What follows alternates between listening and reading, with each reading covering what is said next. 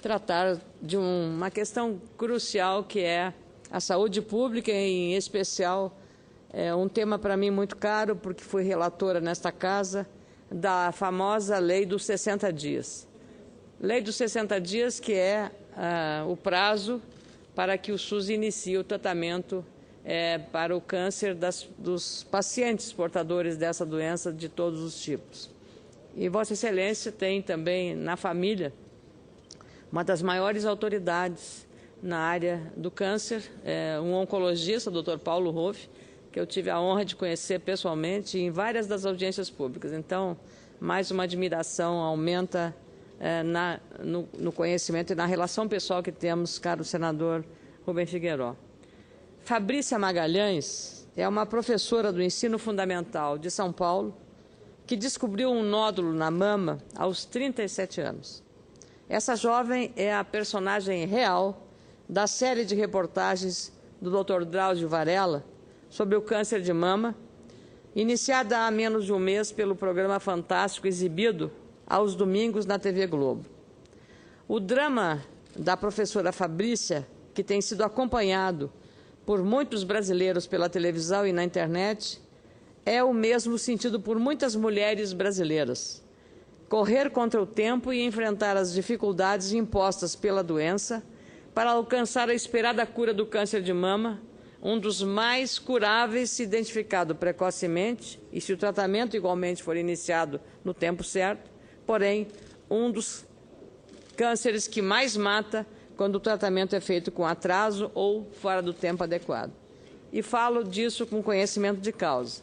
Perdi uma irmã aos 44 anos, vítima de um câncer de mama violento, e outra que é uma vitoriosa porque há 12 anos, ou mais do que isso, sobreviveu ao câncer e ajuda pessoas portadoras de câncer a enfrentar essa doença. É para pessoas como a Fabrícia, ou como a minha irmã que sobreviveu, ou como as vitoriosas todas que sofreram o câncer de mama, que passam ou irão passar por essa difícil situação de luta contra o câncer, que a Comissão de Assuntos Sociais do Senado fez hoje, 22 de maio, um amplo e uma necessária audiência pública, requerida por mim, com autoridades para examinar os problemas na aplicação da Lei 12.732, de 2012, da qual fui relatora. Esse recente marco legal, que foi sancionado sem vetos pela presidente Dilma Rousseff, completa exatamente hoje o seu primeiro ano de implementação, estabelecendo o prazo de até 60 dias para que o Sistema Único de Saúde inicie obrigatoriamente qualquer tratamento contra o câncer, independentemente da localidade, seja no nosso Rio Grande do Sul, senador Paulo Paim, ou em qualquer outro estado brasileiro. Hoje, a lei não está sendo aplicada na sua integralidade, como admitiram todos os expositores convidados, entre os quais o subprocurador-geral da República, Etel Santiago de Brito Pereira, Francisco Rodrigues dos Santos, sobrinho, também subprocurador, e o procurador regional da República, Dr. Valdir Alves. O secretário de Controle Externo da Saúde do Tribunal de Contas da União, Marcelo André Barbosa da Rocha Chaves, e o oncologista e representante da Sociedade Brasileira de Oncologia Clínica, Bruno Carvalho de Oliveira, também participaram do debate. Outros especialistas fizeram parte desse diálogo, como a presidente da Federação Brasileira das Instituições Filantrópicas de Apoio à Saúde da Mama, FEMAMA, doutora Mayra Calef, mastologista, o diretor jurídico do Instituto Oncoguia, Tiago Farina Matos, e a coordenadora-geral de atenção às pessoas com doenças crônicas do Ministério da Saúde, a médica Patrícia Sampaio Schweide.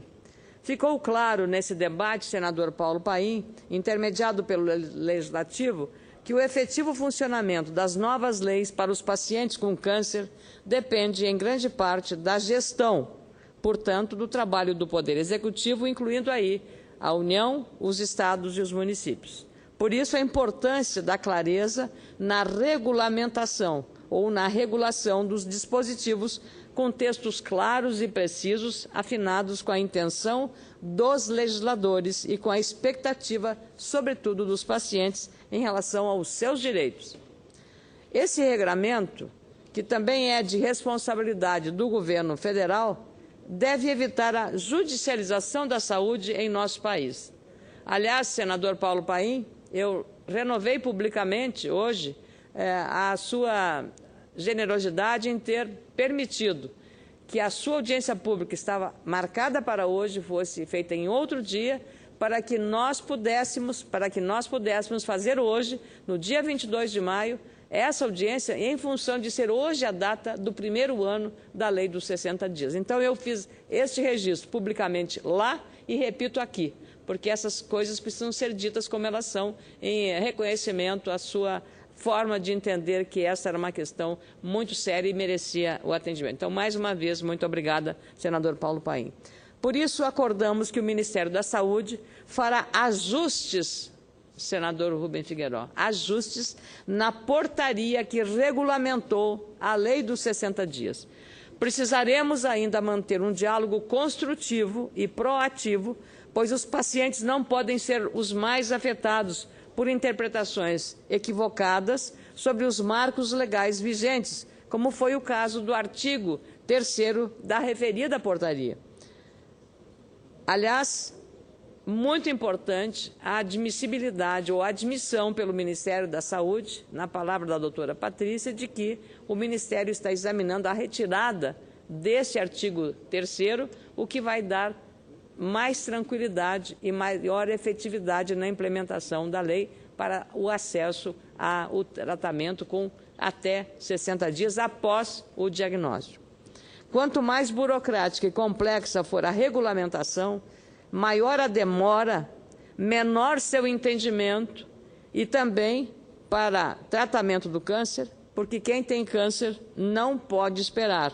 Repetiram, eu diria em coro, os representantes do Ministério Público Federal ali presentes com uma valiosíssima contribuição pelo trabalho que vem realizando no resgate do direito da sociedade a um direito que a lei assegura ao cidadão.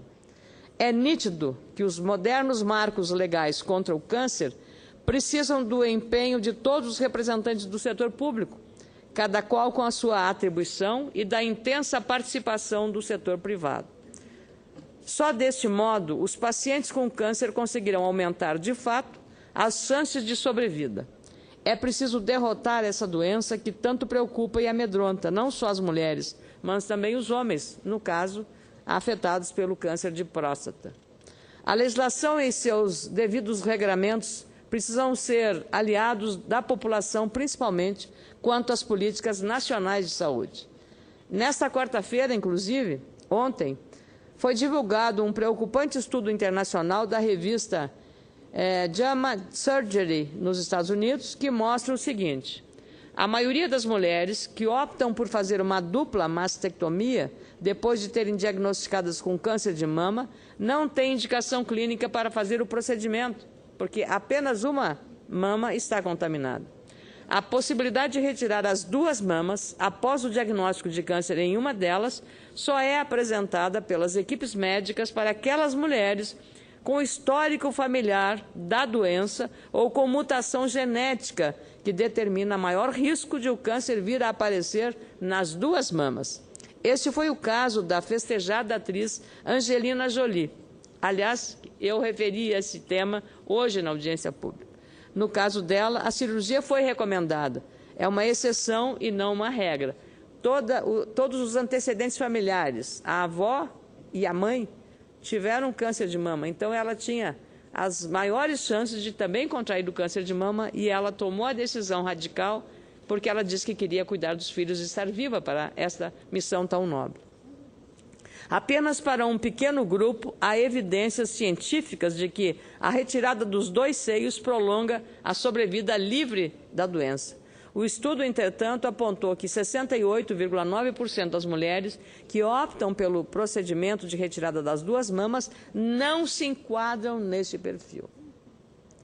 Aquilo que a doutora Mayra Calé falou, já que estamos tirando uma, vamos tirar a outra. Quer dizer, é uma atitude simplista demais em se tratando de uma coisa tão séria quanto a saúde. Então, se não há risco de contaminação de uma das mamas sadias, não há por que retirar essa mama sadia. Tira-se a contaminada faz a quimioterapia, a radioterapia, a quimioterapia oral, recompõe, restitui, recupera essa mama e segue a vida normal, porque seria uma dupla mutilação, portanto, desnecessária.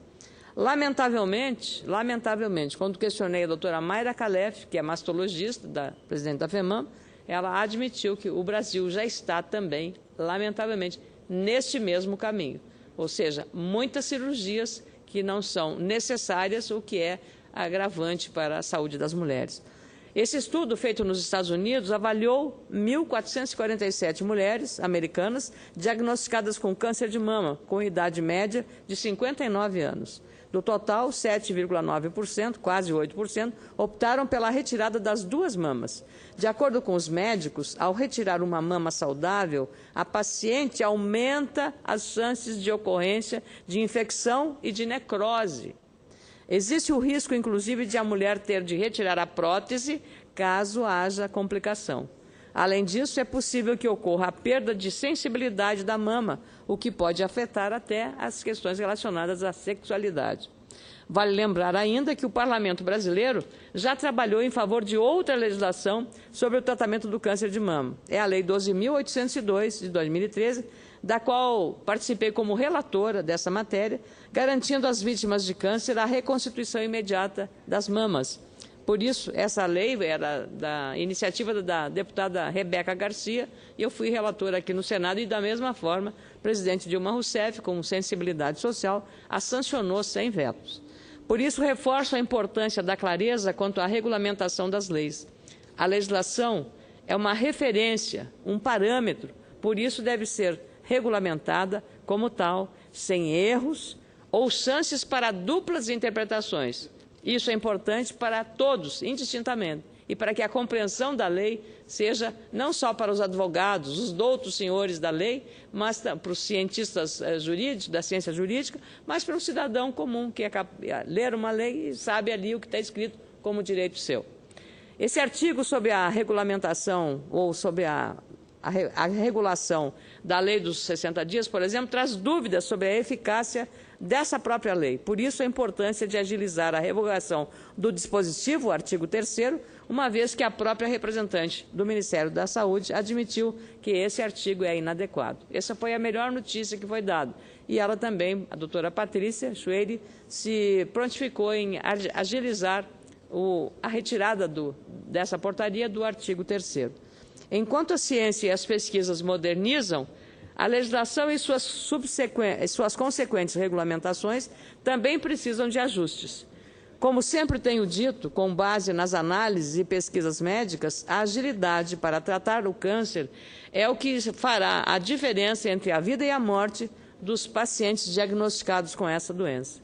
É importante recordar também, presidente, outras leis sobre o câncer que estão em vigor, como a Lei 12.880, de 2013, de minha autoria, que trata de estabelecer a quimioterapia oral em casa. Este marco legal legitima e estabelece, de modo definitivo e irrevogável, o direito aos doentes de câncer de todo o Brasil que tenham planos de saúde para o tratamento com medicamento oral em domicílio, permitindo melhor acompanhamento dos pacientes por familiares e amigos e, portanto, ampliando o acesso às opções mais eficientes de tratamento contra o câncer. Neste caso, a lei é específica para os clientes dos planos de saúde, que terão que fornecer a quimioterapia oral. A quimioterapia oral é o comprimido que ele toma em casa, portanto, sem riscos de algum efeito colateral. Como lembrou neste plenário, aliás, o presidente desta Casa, Renan Calheiros, essa iniciativa legislativa teve amplo e absoluto apoio das duas casas do Congresso Nacional, tanto na Câmara quanto aqui no Senado, em vigor desde o último dia 12 de maio. É um marco legal que deve beneficiar mais de 1 milhão de pacientes com câncer que têm plano de saúde em nosso país. Também, nesse caso, a presidente Dilma Rousseff sancionou a minha lei, permitindo, então, sem vetos, que ela entre em vigor agora neste mês. A partir dessa data, 13 de maio, uma data simbólica, todos os procedimentos obrigatórios de novos medicamentos contra o câncer definidos pela Agência Nacional de Saúde Suplementar e também nesse debate senador Rubem Figueiredo, o Dr. Paulo Hoff teve um papel muito importante, porque ele mostrou que hoje já o percentual de quimioterapia oral indicado no receituário para o tratamento de câncer já é bastante grande, comparado a 2 décadas atrás. E a tendência é que chegue até a 70%, 80% de todo o controle terapêutico seja através da quimioterapia oral, graças ao avanço que a ciência e a indústria de medicamentos vem fazendo nesse âmbito. A Agência Nacional de Saúde Suplementar tem, segundo a nova lei, que estar obrigatoriamente controlando e tornando acessível ao usuário de plano de saúde essa medicação que é a quimioterapia oral. É, a meu juízo, um avanço importantíssimo para melhorar as políticas públicas de saúde em nosso país e compartilhar os gastos não só com o SUS, mas também com o setor privado. As sementes dessa lei foram plantadas em 2011, em audiência pública realizada na Comissão de Assuntos Sociais do Senado, por sugestão do Oncoguia, presidido pela doutora Luciana Holtz. Nessa audiência, o doutor Paulo Hoff esteve presente.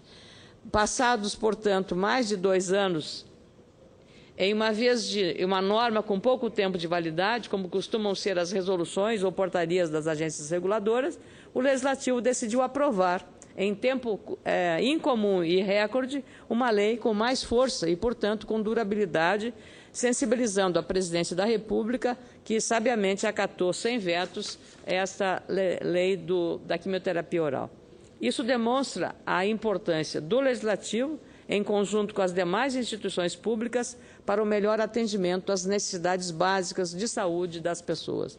Temos, portanto, conseguido superar as barreiras da burocracia, dos fortes lobbies e das limitações de tempo para aprovar um dos anseios mais destacados pela população, que é melhor qualidade dos serviços de saúde.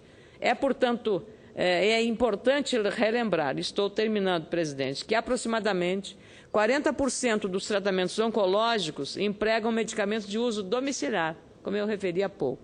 40%. Em 15 anos, 80% dos casos serão tratados em casa, reforçando a importância dos marcos legais sobre o câncer. Cito a avaliação do cirurgião Vanderlei Fernandes, da Escola Superior de Ciências da Saúde, da Universidade de Brasília e membro titular da Sociedade Brasileira de Cirurgia Oncológica. Segundo esse especialista em câncer, a sobrevida aos tumores é diretamente proporcional ao tratamento precoce sobre evidências científicas comprovadas. Ele cita, inclusive, Bruce Minsky, renomado radioterapeuta da Universidade de Chicago, nos Estados Unidos, que costuma dizer o seguinte: em oncologia, o tempo é o senhor da razão entre a cura e o sofrimento. Diagnostica câncer quem nele pensa frente a qualquer sintoma.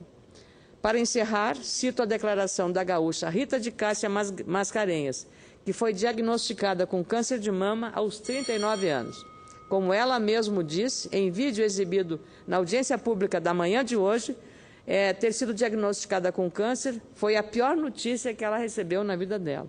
Compreende-se isso, claro. Por isso, segundo essa paciente, todos têm o direito de fazer o tratamento contra o câncer pelo Sistema Único de Saúde. Ajudar que os doentes de câncer atravessem esse momento de uma forma mais digna e humana é, portanto, uma responsabilidade de todos nós. Da mesma forma como o Ministério da Saúde também já admitiu alterar as portarias que tratavam de fazer limitações às mamografias com a avaliação de idade das mulheres. Então, também nisso, estamos entendendo que prevenção também é um bom remédio para a cura de uma doença tão grave quanto é o câncer. Muito obrigada, presidente.